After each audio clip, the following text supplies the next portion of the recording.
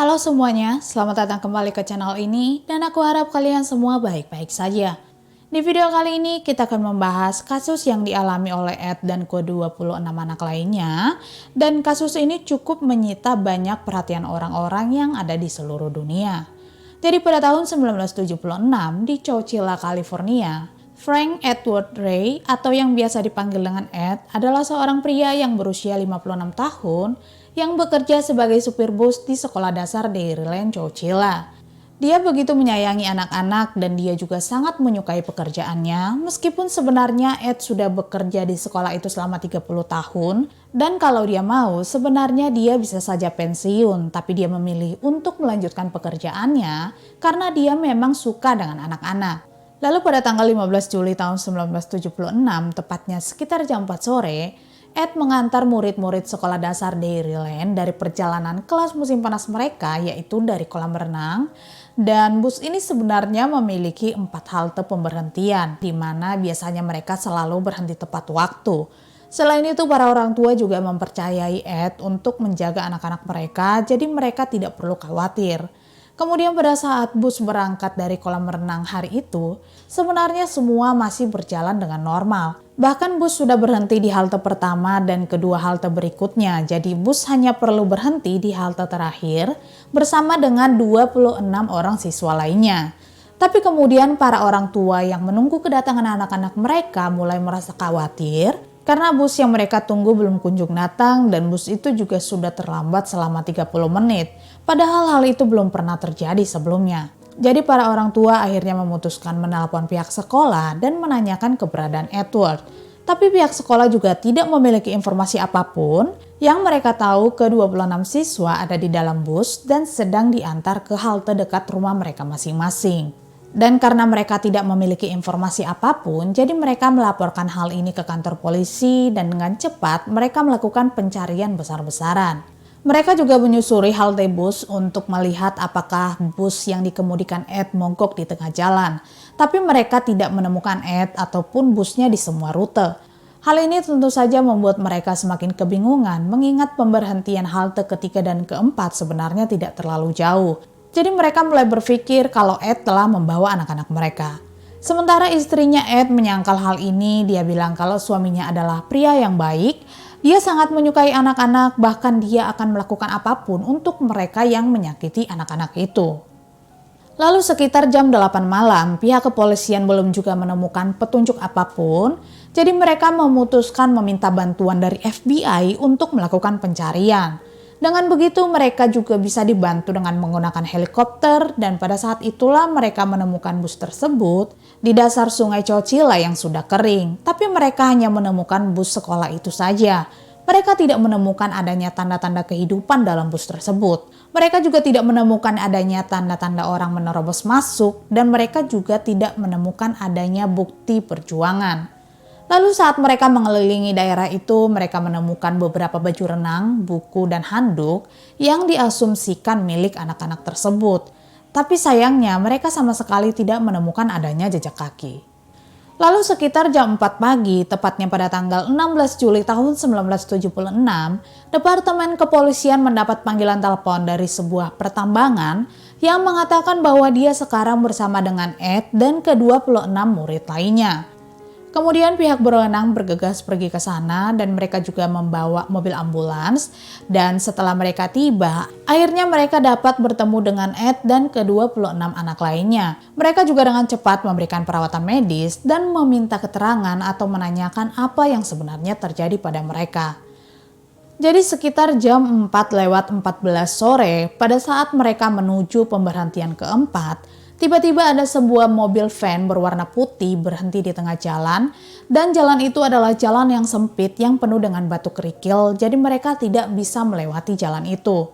Lalu pada saat mereka berhenti, ada 3 orang pria berkulit putih dengan menggunakan topeng keluar dari mobil van tersebut. Dia meminta Ed untuk membuka pintu bus lalu memaksa Ed untuk membuat anak-anak itu terdiam.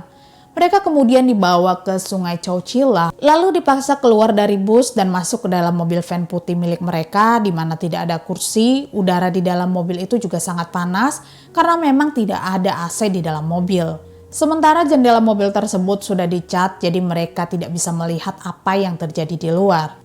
Mereka juga tidak diberi makanan ataupun minuman dan mereka juga dibawa mengemudi selama 11 jam hingga beberapa anak mengalami mabuk kendaraan. Kemudian mereka disuruh masuk ke dalam sebuah lubang yang cukup gelap, menuruni tangga dengan cahaya dari senter kecil, lalu setelah mereka semua turun, pria itu menutup lubang tersebut dan ternyata di sana hanya ada sedikit makanan, air, beberapa kasur dan juga toilet darurat berupa lubang. Selain itu mereka juga mulai lapar, haus dan juga berkeringat karena kepanasan. Lalu Ed dan seorang anak laki-laki yang paling tua di antara mereka yang bernama Michael yang berusia 14 tahun mencoba menumpuk kasur untuk mencapai lubang bagian atas tersebut. Mereka lalu membuka penutup lubang itu dengan sepotong kayu, kemudian mulai memindahkan lembaran baja dan juga 2 baterai industri seberat 45 kilo. Ed dan Michael tanpa lelah memindahkannya sampai akhirnya baja itu mulai bergerak. Kemudian mereka memanjat bahu satu sama lain dan mendorong satu persatu anak-anak itu keluar, sementara Ed harus merangkak keluar sendirian. Lalu pada saat mereka berlari mencari bantuan, disitulah mereka menemukan penjaga bangunan tempat konstruksi tempat di mana mereka disembunyikan, dan ternyata sebelum mereka mengatakan apapun, si penjaga itu tahu persis siapa mereka, jadi dia segera menghubungi polisi. Pada saat pihak kepolisian melakukan penyelidikan, mereka akhirnya tahu kalau putra dari pemilik tambang dan 2 orang temannya lah yang terlibat dengan kasus ini. Mereka juga tahu kalau ternyata sebenarnya Frederick Newell Woods yang berusia 24 tahun, yang merupakan putra dari pemilik tambang, temannya James yang berusia 24 tahun, dan Richard yang berusia 22 tahun telah ditangkap karena kasus pencurian besar dan telah dibebaskan dalam masa percobaan sebelumnya. Lalu pada saat tim penyidik mencoba berbicara dengan Frederick, ternyata dia telah melarikan diri. Tapi untung saja pihak kepolisian sudah mendapatkan surat perintah penggeledahan rumahnya termasuk juga kamarnya, di mana mereka menemukan bukti yang cukup memberatkan, yaitu ada rencana yang cukup rinci tentang penculikan dan ditulis juga apa yang harus mereka lakukan jika terjadi kesalahan. Selain itu, tim penyidik juga menemukan draft catatan tebusan yang mengatakan bahwa mereka menginginkan 2,5 juta dolar atau setara dengan 35 miliar. Bukti penting lainnya yang ditemukan yaitu daftar nama orang-orang yang mereka sembunyikan, dan itu ditulis pada saat mereka dipaksa keluar dari dalam bus. Lalu daftar nama itu juga diperiksa lebih lanjut oleh tim penyidik dan mereka menemukan sidik jari 2 orang dari ketiga pria tersebut. Kemudian setelah 2 minggu dilakukan pencarian, Frederick akhirnya ditangkap di Vancouver, Kanada, dan di hari yang sama James juga ditangkap di Menlo Park di California. Sementara Richard secara sukarela menyerahkan diri kepada pihak berwenang, tepatnya 8 hari setelah kejadian tersebut. Lalu pada saat mereka ditangkap, mereka mengakui kalau sebenarnya mereka meminta 5 juta dolar. Tapi kenyataannya mereka tidak pernah bisa memenuhi permintaan ketiga pria itu karena pada saat mereka mencoba menelepon, saluran telepon tersebut justru sedang macet karena saluran telepon ke Departemen Kepolisian cukup sibuk. Ada banyak panggilan telepon dari keluarga yang mencari anak-anak mereka dan ada juga panggilan dari media. Jadi karena hari itu panggilan telepon mereka tidak tersambung ke Departemen Kepolisian, malam itu mereka memutuskan untuk pergi tidur dan akan mencoba kembali besok harinya. Tapi sayangnya keesokan harinya tanggal 16 Juli tahun 1976, pada saat mereka terbangun di tengah malam, mereka melihat laporan berita televisi yang menginformasikan bahwa para korban telah berhasil membebaskan diri dan mereka sekarang sudah aman. Sebenarnya ketiga pria ini berasal dari keluarga kaya raya yang memiliki banyak bisnis di daerah itu. Tapi kemudian James mengakui kalau mereka memiliki banyak hutang, jadi mereka membutuhkan banyak korban untuk mendapatkan uang jutaan dolar. Dan mereka memang sengaja memiliki anak-anak karena mereka sangat berharga dan negara pasti akan bersedia membayar untuk anak-anak tersebut. Mereka juga sengaja memilih anak-anak karena mereka memang tidak bisa melawan. Penjaga keamanan yang ada di pertambangan itu juga sebenarnya memberikan kesaksian. Dia bilang kalau dia melihat ketiga pria itu menggali tanah di daerah tersebut, tepatnya beberapa bulan sebelum mereka melakukan aksinya. Dan ternyata setelah tim penyidik memeriksa TKP, Ed dan ke-26 anak lainnya ditempatkan di sebuah trailer truk yang sebelumnya telah mereka sembunyikan di bawah tanah dengan 2 pipa ventilasi yang memberikan udara pada mereka yang terjebak 12 kaki di bawah tanah, dan itu benar-benar mengerikan. Kemudian pada saat persidangan, ketiga pelaku akhirnya mengaku bersalah atas penculikan untuk uang tebusan dan juga perampokan. Mereka juga dijatuhi hukuman penjara seumur hidup tanpa pembebasan bersyarat karena mereka memang diadili atas tuduhan telah melukai tubuh Ed dan ke-26 anak lainnya.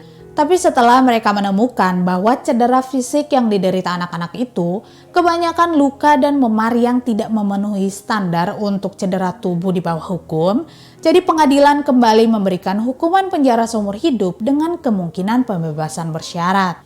Lalu pada tahun 2012, Richard dibebaskan dan James dibebaskan bersyarat pada bulan Agustus tahun 2015. Sementara pada bulan Oktober tahun 2019, pengajuan pembebasan bersyarat Frederick ditolak untuk yang ke-19 kalinya karena alasan penyangkalan serta pelanggaran disiplin, yaitu dia telah melakukan penyelundupan ponsel. Dan sidang pembebasan bersyaratnya akan kembali ditetapkan pada tahun 2024. Sementara Edward Ray menerima penghargaan dari Asosiasi Karyawan Sekolah California untuk layanan masyarakat yang luar biasa. Dan sebelum akhirnya dia meninggal dunia pada tahun 2012, anak-anak sekolah yang dia bantu datang mengunjunginya.